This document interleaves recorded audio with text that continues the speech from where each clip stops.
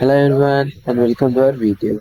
So in this video we will be discussing about an important design principle related to parallelism and concurrency, that is process synchronization.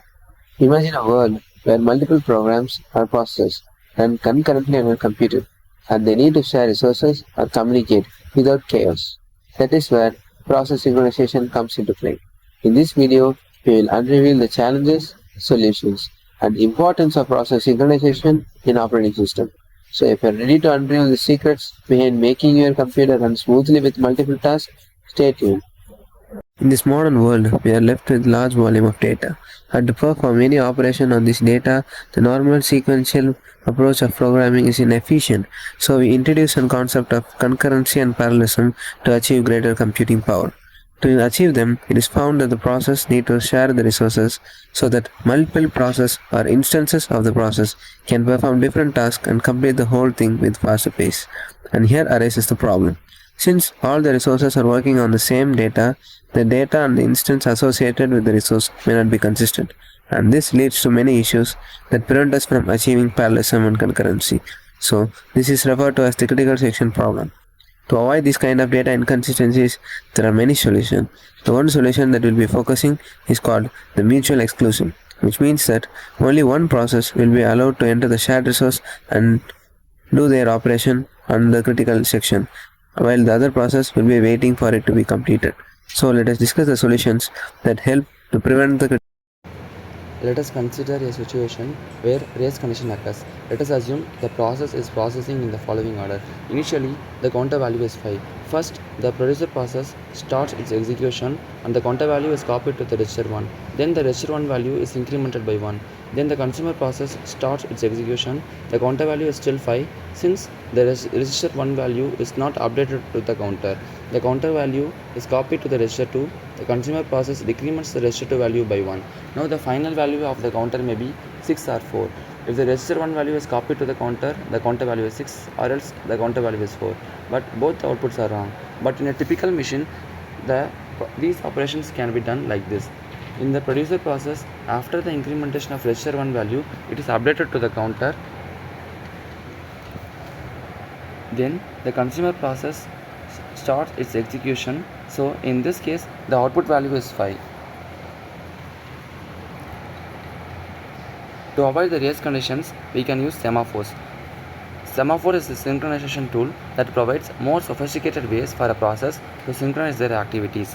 While the other process is processing in its critical section, the semaphore value S is greater than 1. Until that process finishes its execution, the upcoming process wishes to enter the critical section gets locked in this loop. While the process finishes its execution, it gives signal to the other process to enter its critical section. Let's now see about the bounded buffer problem, which is also known as the producer-consumer problem. The bounded buffer problem is one of the classic problems of synchronization. There is a buffer of n slots and each slot is capable of storing 1 unit of data. There are two processes running, namely producer and consumer, which are the operations on the buffer. The producer tries to insert data into the empty slot of the buffer and the consumer tries to remove data from a filled slot in the buffer. The problems need to take care are: the producer must not insert data when the buffer is full, and the consumer must not remove the data when the buffer is empty. And also the producer and consumer should not insert and remove data simultaneously. The solution to the producer-consumer problem uses shared memory. To allow producer and consumer processes to run concurrently, we must have available a buffer of items that can be filled by the producer and emptied by the consumer.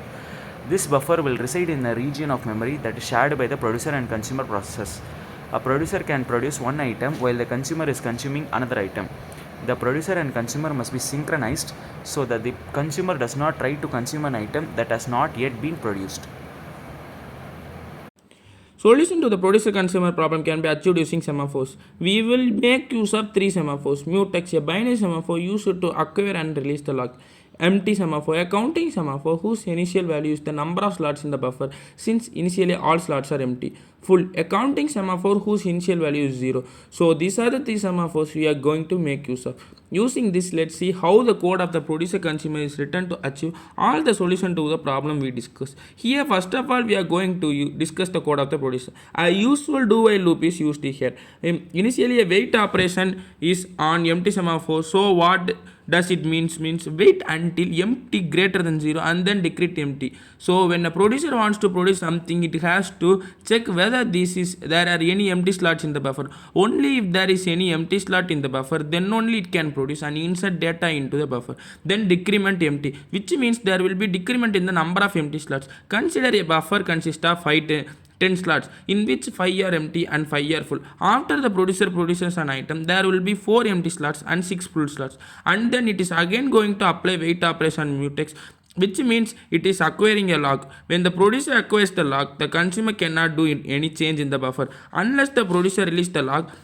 Here the actual addition of the data to the buffer happens, and after it is done, it will signal the mutex. What is the mutex on the means? It will release the lock, hence it is signaling the consumer and the other process that now the mutex is released, and now if you want you can use it, and then it will signal the full semaphore, which means it will increment the full. Why it is incrementing the full means because the producer has added the data to the buffer, the number of full slot will be increased. So this is the code of the producer process. So now we are going to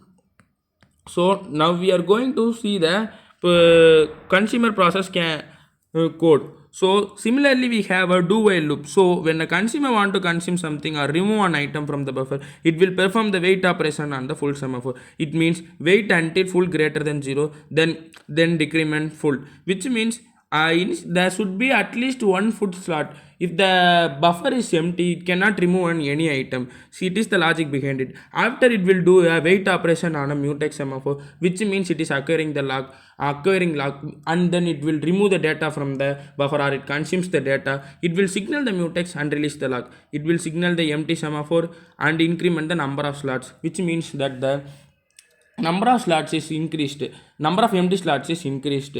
Through this semaphores, all the three problems are addressed. Producer can only produce when the buffer, producer cannot produce when the buffer is full, and the consumer cannot consume when the buffer is empty, and both producer and consumer cannot produce or consume simultaneously. These are the solutions that are these are the problems that can be addressed by using semaphores. The producer-consumer problem serves as a quintessential example of the intricacies of process synchronization in concurrent computing.